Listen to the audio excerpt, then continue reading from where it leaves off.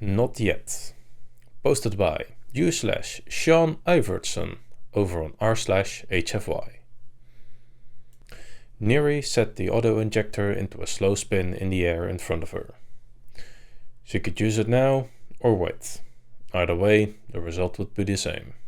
Dead is dead. She checked the readout on the console. Her orbit was in a steady, slow decay. At the current rate, short of using the injector, it would be a toss-up as to which would do her in. Gamma radiation from the accretion disk leaking through the shielding, a toxic buildup of CO2, or being shredded by passing through the accretion disk. It was meant to be a simple job. 2 weeks of her time, 2.5 months to those on the station. Do a flyby of the black hole and give a boost to a probe on the way to keep it in orbit outside of the accretion disk. She had just boosted the probe and was in the perigee of the maneuver when an unseen piece of debris slammed into her forward radiation shielding, vaporizing itself and enough of her shield to slow her down. The impact had damaged multiple systems, including the cameras, and knocked the external main thrusters off the ship. 3 of the maneuvering thrusters were still operational, and she was using them to keep most of the intact part of the radiation shielding between herself and the accretion disk, while the Geiger counter let her know just how much was leaking through. She'd watched the probe pass her by twice now, higher the second time. Based on the probe's speed and orbital parameters, she'd estimated her speed from there, figured out her orbital decay. Probably not the most encouraging use of her remaining time, but it had kept her mind occupied for a short time at least.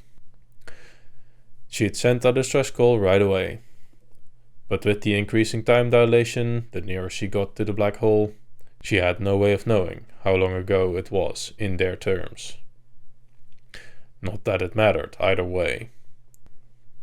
They all knew this was a possibility every trip. Thus, the injector.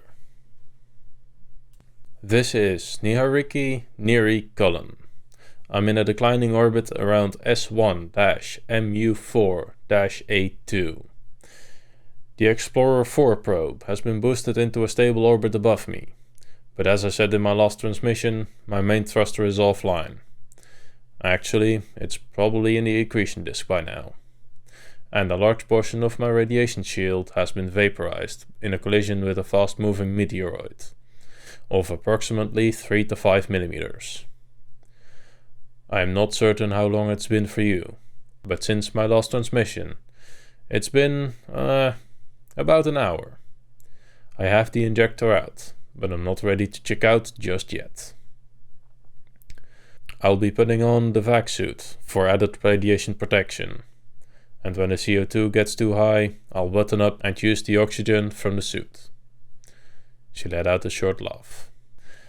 I'm taking every second I have. I don't know why I'm prolonging it. I don't want to die. Just not yet. She keyed in the command that would compress the voice message and transmit it as a burst package. Neri left the injector floating in the cabin as she squirmed into the IVA emergency suit. Once in the suit, she attached the injector to a lanyard. There was no way to inject it through the suit, but she would deal with that issue when it came up. Neri floated over to the command chair and strapped herself in. She called up the specs of the maneuvering thrusters along with how much fuel for them remained. Based on the last positioning burn, she had a good estimate of the craft's new mass, now that it was minus the part of the heat shield and the external thrusters. Orbital dynamics, she said to herself. I can figure this out. She approached it as if it was a university assignment. Trusting the suit's radiation protection, she stopped using the thrusters to keep her shield aligned in order to save every gram of propellant. At one point, she turned off the Geiger counter, as its steady noise was a nuisance. She thought she had come up with a workable plan, and had a moment's jubilation before she reminded herself to double-check her work.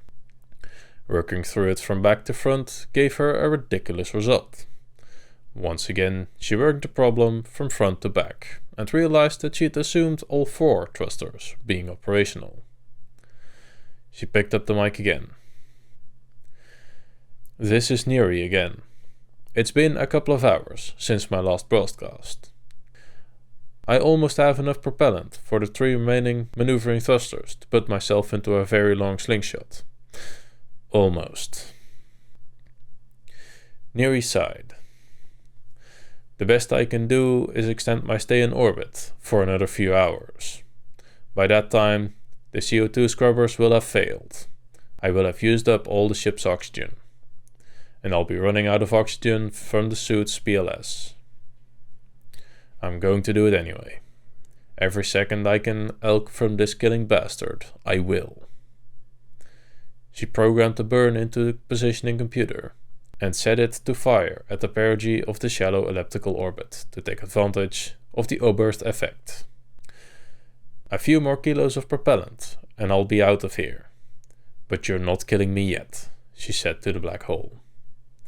Its secretion disk represented by an arc of red at the edge of the navigation screen. She tried to count down the time to the burn in her head, and was surprised when it kicked in while she was at 4. The ship spun as the 3 thrusters worked both to increase its speed and keep it from an inwards trajectory. The spin was more pronounced than she had expected, but the thruster sputtered to a stop after only 49 seconds. The induced spin gave her a very slight pseudo-gravity towards the port side. She forced herself to look at the display. Part of her wanted to believe she had done better than hoped, while another part was worried it was far worse. The monitor told the story. She had extended her time outside the increasing disk for 9 hours and 17 minutes, give or take. The console notified her that the burn was complete and her updated trajectory had been sent in a burst transmission, as it did after every burn. Neri spent the next hours trying to think of any way to escape her fate. Wild plots of waiting until the door was in just the right position, holding onto it and blowing the emergency bolts. A quick bit of math on the console told her that that wouldn't be enough. She began to find it hard to breathe, panting and her heart racing. It was CO2 poisoning. Neri put on her helmet and buttoned up. The fresh oxygen from the suit was a welcome relief. The O2 readout on her sleeve said she only had 2 hours and 4 minutes of oxygen remaining. She'd keyed the mic in her suit to record another message. I am buttoned up in the IVA suit and on the PLS. The ship's systems are out of oxy and the CO2 scrubber is done for.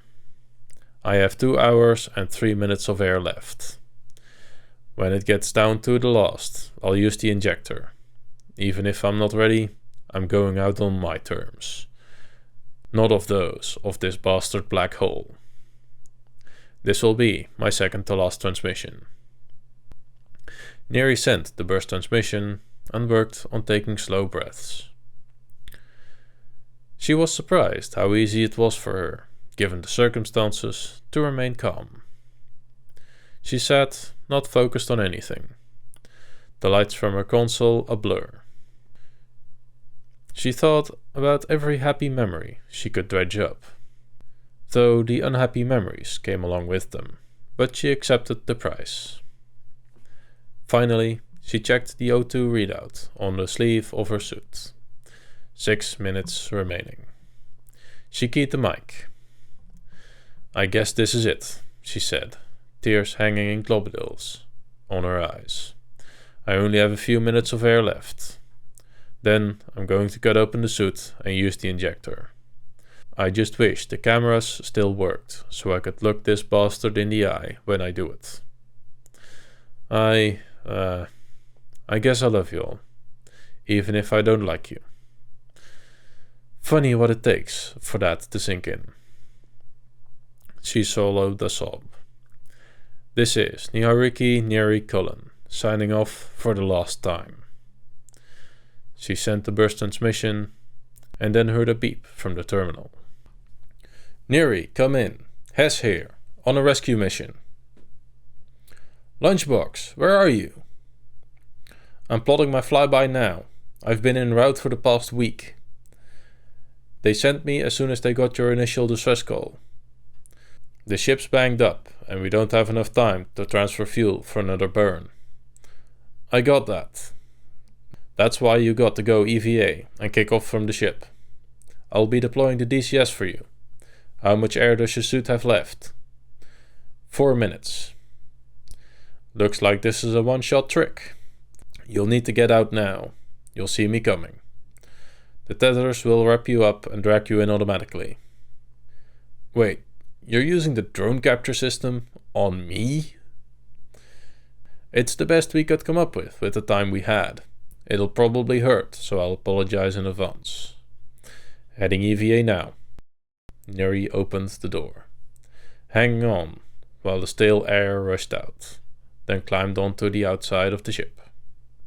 She positioned herself so the edge of the accretion disk was down and kicked off against the side of the ship to separate herself from it. As she floated away from the ship, she looked down, her face shield darkening as the glow from the accretion disk lit her up. It may be a murdering bastard, she said, but by God it's beautiful. That's it, coming up on you now. Prepare for impact. Neri looked at the O2 readout, that had been flashing a big 0 for at least a minute by then. I'm out of air. You might be too late, she panted. She saw the tendrils of the drone capture system splayed out behind Hess's ship. As they neared, she swung her arms to turn her back into it and went limp. 2 of the tendrils made contact and whipped themselves around her, jerking her into motion behind the ship as her world went dark. She woke up inside the ship, with a worried Hess standing over her, holding an oxygen mask to her face. Lunchbox, you're still skinny as hell, she said.